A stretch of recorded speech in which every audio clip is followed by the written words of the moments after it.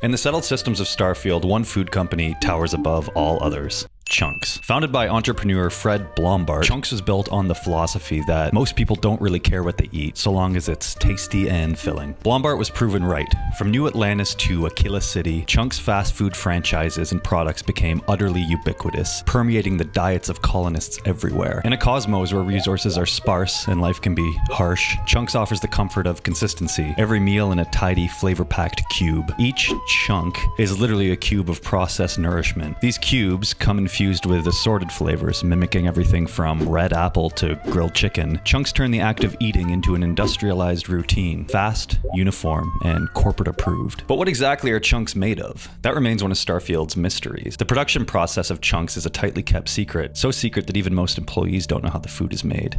A company manual pointedly warns Chunks workers not to concern themselves with company secrets. This deliberate opacity has led to wry speculation among citizens. Are these cubes lab-grown protein, algae paste, insect meal, or something more sinister?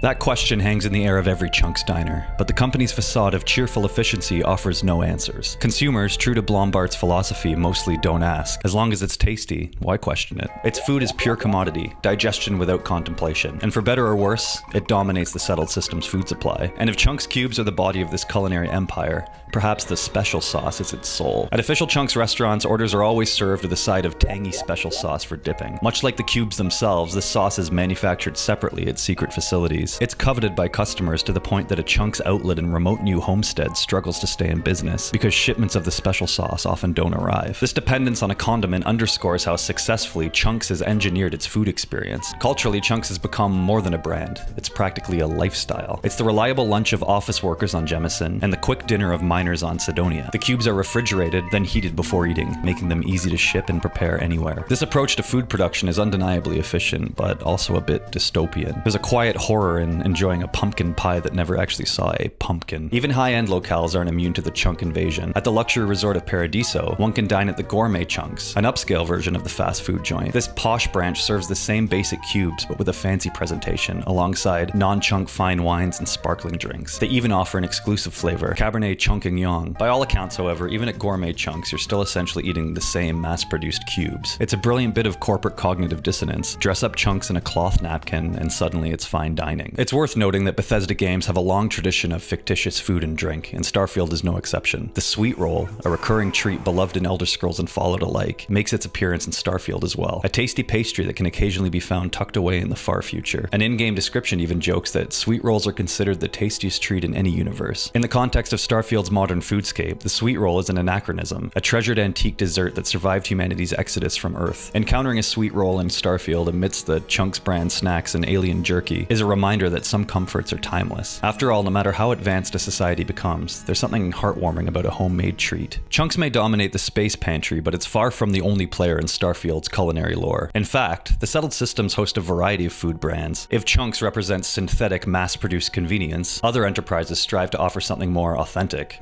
or at least different. Red Harvest, for instance, is a major food brand specializing in grains, breads, and spirits. Red Harvest products can be found in pantries across the colonies, from loaves of white rye bread to milk stout beer. In a universe of fabricated foods, Red Harvest wears a veneer of pastoral. The company uses proprietary genetic modification technology to engineer its grains, meaning even its natural food is the result of high science. But the intent is clear. Red Harvest offers the taste of traditional staples, bread, rice, ales, presumably derived from human crops, albeit adapted for off-world farming. Even if we never see their fields, Red Harvest's breads and whiskeys quietly remind us that agriculture didn't completely die with Earth. It evolved and moved to new soil, or hydroponic vat as the case may be. This is food as continuity, connecting space-age colonists back to the agrarian traditions of old. The irony, of course, is that these breads might come from a lab just as much as chunks do, but perception is everything. A slice of Red Harvest rye feels more wholesome than a nutrient cube, and so it finds its market. On the frontier world of Aquila within the Freestar Collective, Filburn Agricultural Systems emerges as another intriguing piece of the food economy. Filburn is known for brewing drinks like the popular Solomon's Reserve Ale, a Filburn agriculture brew for distribution throughout the Freestar space, but it has bigger ambitions. Filburn Agricultural Systems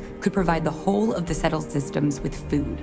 not just Aquila City. She mentions IntelliWheat, a high-yield, intelligent strain of wheat that Filburn could leverage to end hunger across the settled systems. It's a brief but telling glimpse into Starfield's socio-economic backdrop. Even with advanced technology, hunger and supply shortages remain concerns, largely because of corporate priorities. In that quest, players can literally sabotage a brewery to push Filburn towards focusing on foods over alcohol. The subtext is clear: when profit isn't aligned with public good, even grain that could feed people throughout the settled systems lies dormant. As of 2330, Filburn is still a key supplier, but its story highlights a tension between feeding people and feeding business. Through Filburn's tale, Starfield quietly explores the politics of food supply, the idea that in the future, just as today, food can be a tool for profit, power, and even blackmail, not merely a human right. Of course, not all food and drink in Starfield are about basic nutrition. Some are about culture, comfort, and caffeine. In the bustling city centers, TerraBrew coffee has become the Starbucks of the cosmos. TerraBrew operates cozy cafes in New Atlantis, Aquila City, and even the pleasure city of Neon. The presence of a TerraBrew on multiple worlds hints at a chain that grew alongside human expansion, ensuring that wherever people go, a familiar cup of coffee isn't far. TerraBrew's menu features cappuccinos, lattes, cortados, the same linguine flavors one might find in any urban coffee shop, preserved into the 24th century. But beneath the friendly coffee aroma lies a savvy corporate machine. TerraBrew reportedly trains its baristas at the grandly named Barista Sciences Institute. Employees must claim that every TerraBrew product is their personal favorite, while also stating this is the company policy. Even discovery and innovation are subject to corporate calculus. If TerraBrew's R&D finds a fantastic new brew that would be too costly to mass produce, their standard procedure is to quietly destroy it rather than let a competitor get wind. In short, TerraBrew embodies the future of coffee, with all of the familiar corporate quirks of the present. Stepping away from the corporate giants, one finds that Starfield's culinary landscape is also dotted with smaller, culturally themed foods. A prime example is CAN-uck, a company that specializes in canned foods with a distinctly Canadian twist. The branding is unabashedly Canadian, complete with maple leaf iconography and even the slang term CAN-uck.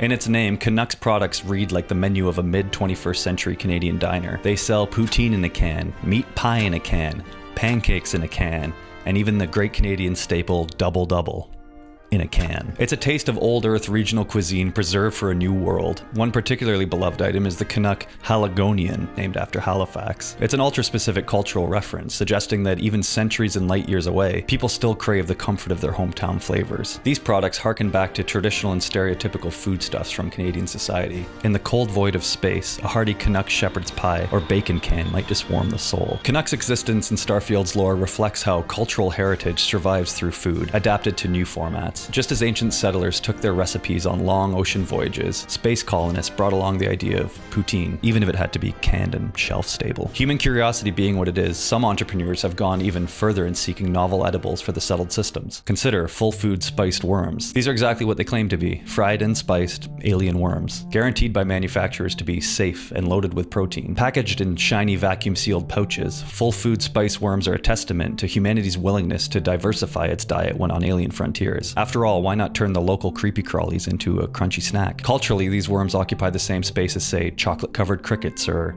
roasted mealworms did back on Earth. An eye-opening source of protein for the adventurous, or perhaps a desperation food if times are lean. The consumption becomes a form of communion with alien ecosystems. By eating these worms, humans quite literally incorporate the new worlds into themselves. The mere existence of spiced worms as a snack underscores how relative our concept of food is. What was unthinkable once is ordinary when survival calls, or when novelty tempts. Between chunks, Red Harvest breads, TerraBrew coffees, CAN-uck cans, and spice worms, one might wonder if anyone in Starfield still eats a home-cooked, non-corporate meal. The answer is occasionally yes. Scattered throughout the settled systems are small diners and cantinas preserving local recipes. On a frontier moon like Hopetown, a place called The Pit Stop serves up barch chili, a legendary stew that locals swear by. Over in New Atlantis, you can sit down at Kay's place for a hearty plate of shepherd's pie, as if you were back in an old Earth pub. These dishes, while not as famous as chunks, show that pockets of traditional cooking survived. They're usually tied to individual characters or stories, implying that as long as there are people, there will be someone saying, "Let me cook you something special." There's almost a sense of rebellion in it, a quiet resistance to the total homogenization of food. In Starfield's lore, these smaller food stories are often where the heart is. If most of the settled systems struggle to balance nutrition with nostalgia, the city of Neon represents the other extreme. For those with expensive tastes and a strong stomach, the city offers high-end experimental fare too. At the Astro Lounge, one can sample exotic dishes and cocktails that sound like they came from a sci-fi cookbook. Crawler's Bisque, for example, appears on the menu, presumably a rich soup made of some kind of alien crustacean or insectoid creature. These items are the polar opposite of chunks. They're exclusive, costly, and meant to cater to the elite or adventurous. Culturally, they show that even in the future of cubes and cans, culinary luxury persists for those who can afford it. Neon's wealthier thrill seekers aren't going to settle for a chunks potato when they can brag about having tasted a stew of deep-sea alien. In Neon, the boundaries between food and drink and drug blur. Anything you consume is just another avenue to sensation. It's a reminder that while some colonies worry about steady meals, others chase pleasure for its own sake. This disparity is part of Starfield's dry social commentary. The farther one gets from survival concerns, the more consumption becomes a form of entertainment or identity. Stepping back, the food lore of Starfield is more than a catalog of fictional brands. It's a reflection of the world's history and values. Through Chunks, we see the triumph of mass production and corporate monopoly on survival essentials. Through Red Harvest and Filburn, we get hints of humanity's ongoing effort to wrest bounty from foreign soil in the ever-present tug-of-war between profit and nourishment. TerraBrew and CAN-uck remind us that culture and comfort will be packaged and sold right alongside oxygen and ship fuel. The exotic fare of Neon speaks to a future where once our basic needs are met, our eternal appetite for new sensations takes over, for better or worse. And in the margins, the presence of home-cooked stews, pies, and of course the legendary sweet roll speak to the endurance of tradition. Starfield never lectures on the ethics of food supply, but it doesn't have to. The lore provides the ingredients, and players can taste the implications. In the end, food in Starfield is a microcosm of its broader lore, a mix of pragmatism, nostalgia, and corporate influence. What people eat tells the story of what they value, what they've lost, and how they're coping in this new frontier. The settled systems left Earth's fertile plains behind, but they carried with them the soy lab vats, genetic seeds, canned memories of national cuisines, and an undimmed craving for more. In a universe of cosmic mysteries, it's oddly grounding to know that citizens still argue over whose chili is best. Even as humanity reaches for the stars, we remain, at heart, creatures of appetite, forever shaped by the simple question of, what's for dinner?